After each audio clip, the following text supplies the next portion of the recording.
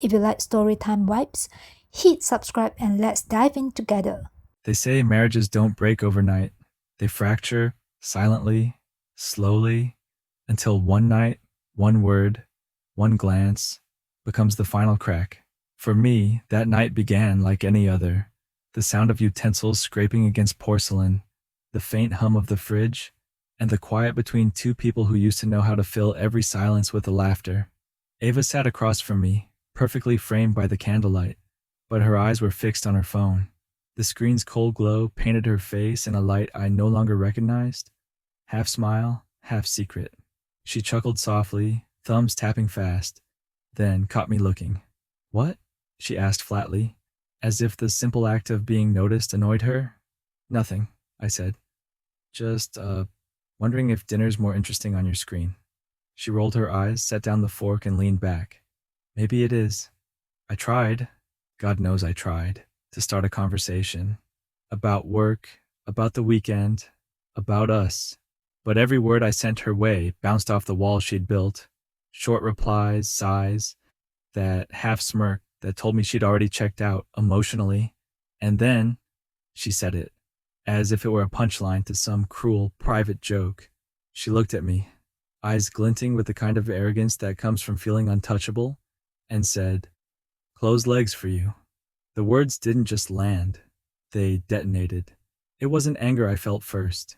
It was disbelief. Cold, heavy disbelief that someone I loved could speak with that much contempt. She laughed afterward, a careless little snicker, like she wanted to see how far she could push before I broke. But I didn't break. I didn't shout. I didn't even flinch. I just looked at her and smiled. For a long moment, the world around me went silent. Even the soft ticking of the clock seemed to hold its breath. Ava leaned back in her chair, still wearing that smug little smile that had become her favorite weapon. She thought she'd won. She always did. I remember the candle flickering between us, its flame bending slightly, like even the fire was too nervous to stay still. My pulse slowed, not from calmness, but from something sharper. Clarity. You see, people expect explosions. They expect shouting, plates thrown, maybe tears. But I'd learned something long ago. Silence cuts deeper than rage ever could. So I picked up my glass, took a slow sip of water, and set it down carefully. Then, with the faintest smile, I said the words that changed everything. Then closed wallet for you. No anger, no tremor in my voice, just balance. Like I was simply restoring order to the universe. Ava blinked. Once, twice. Her lips parted, her smirk faltering. What did you just say? I met her eyes. Steady, calm. You heard me. You closed something important to me. I closed something important to you. Seems fair, doesn't it? The silence that followed was heavier than any argument we'd ever had. I could almost see the gears turning behind. Her eyes, shock, confusion, disbelief. She wasn't used to resistance. My calmness scared her more than any storm could have. For months, she'd mistaken my gentleness for weakness, my patience for submission. She believed love meant tolerance, hers to take, mine to give endlessly. But that night, she learned the truth. Even love has a limit. Her fork clattered against the plate as she tried to laugh it off. Oh, come on. Don't be dramatic. But her voice cracked halfway through the sentence. I stood up slowly, collected my plate, and walked toward the sink. My movements deliberate, controlled. Every second of silence between us stretched tighter, like a wire about to snap. You're overreacting, she said. But this time, her tone wasn't confident. It was defensive, small.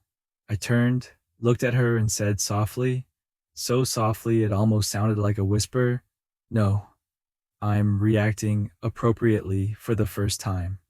And with that, I left the dining room. As I walked down the hall, I could still feel her eyes on my back, wide, searching, disoriented. For the first time in a long while, she didn't know what to do with my silence. That night, I didn't lie awake, thinking about her words. I slept peacefully, Because when you finally stop trying to make someone appreciate your worth, you stop losing sleep over their approval. The next morning, sunlight spilled through the curtains, like it didn't know it was intruding on a battlefield. The house was quiet, too quiet. No music from her phone, no hum of the coffee machine she used to start before I even woke up. Just silence, hanging thick in the air like fog after a storm. I walked into the kitchen, my footsteps the only sound in that wide, echoing space, and there she was, Ava, already dressed, makeup perfect, wearing that blue dress she knew I loved. She was standing by the counter, pretending to scroll through her phone, pretending everything was fine.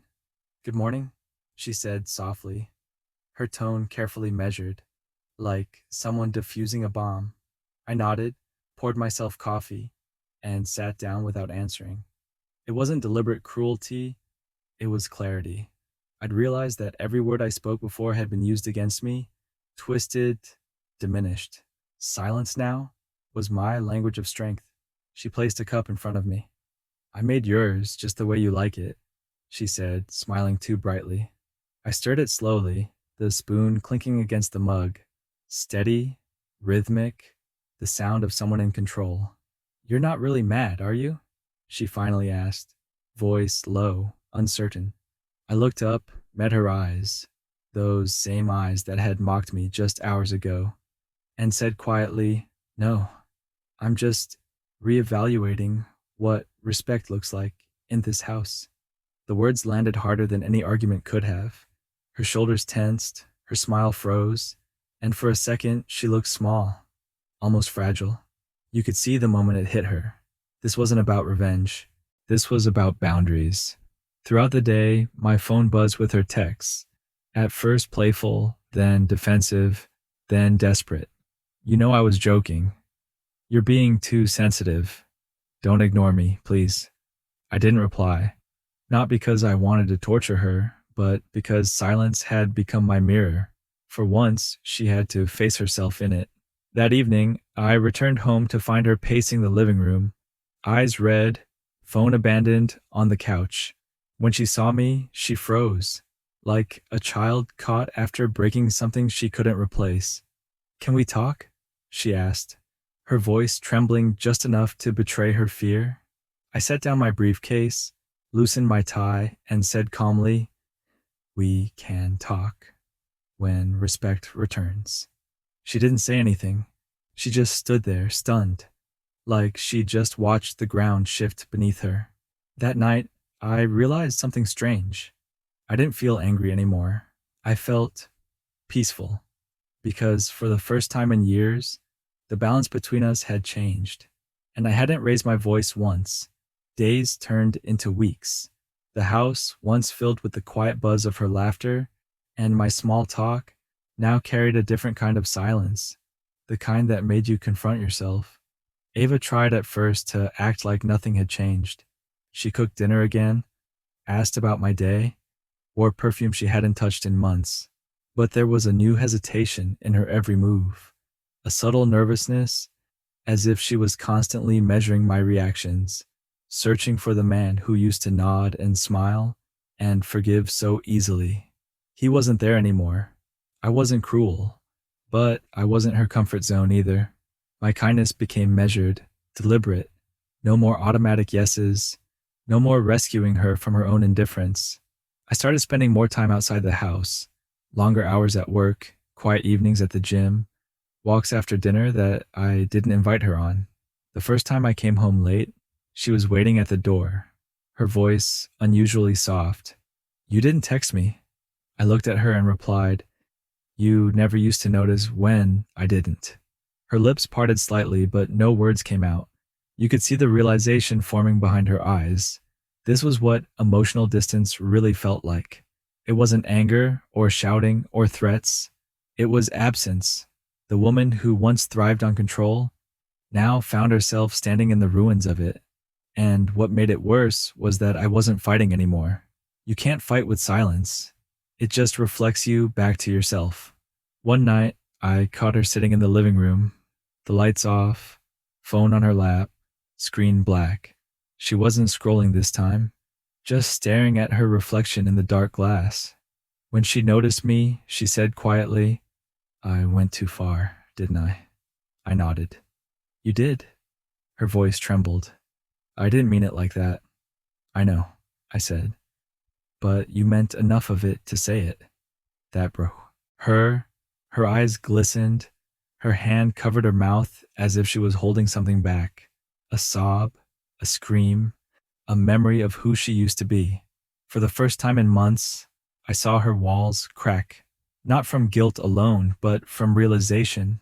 The reflection staring back at her wasn't the confident, untouchable woman she'd built herself into. It was someone small, scared, and painfully human. And strangely, I didn't feel triumphant. I just felt sad, because love shouldn't have to reach this point to be respected. She whispered, "Do you still love me?" I hesitated, not because I didn't know the answer, but because I finally understood what love without respect looks like. It's like watering a plant that's already turned to dust. So I said softly, "I'm trying to." Change doesn't arrive like thunder. It slips in quietly, through small gestures, through the spaces between words. The weeks that followed were different. Ava didn't try to win me back with gifts or tears. Instead, she started showing up differently. She began asking before assuming, listening before reacting, helping without expecting gratitude. And maybe the strangest part was I didn't resist it. Not because I'd forgiven her completely, but because I could finally see her trying, not manipulating. Every morning, she'd leave a cup of coffee on the counter. No note, no forced sweetness.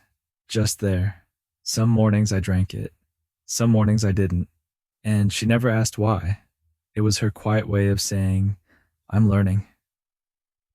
One evening, we sat together on the couch, the same one where she'd once mocked me, where our silence used to feel like punishment. This time, it felt different. Comfortable, but careful. The TV was on, but neither of us were watching. She turned slightly, her voice low, hesitant. "I never thought you'd actually walk away, even just emotionally." I looked at her, not angry, just honest. "That's because you mistook love for weakness." I paused, letting the words breathe. "But love has limits too." She nodded, eyes glassy, understanding something she hadn't before. There was no need for apologies anymore. They had been replaced by awareness. That night, she reached for my hand, not with entitlement, but with uncertainty. And for the first time in months, I didn't pull away, because I realized something profound. Forgiveness isn't about erasing the past. It's about choosing not to let it define the future. We weren't the same people anymore. Our marriage wasn't the same either. It was quieter now, less about power, more about balance. She learned that respect isn't owed, it's earned. And I learned that peace doesn't come from control. It comes from letting go of the need to be right. When she smiled that night, it wasn't the smirk I'd grown used to. It was softer, real, touched by humility.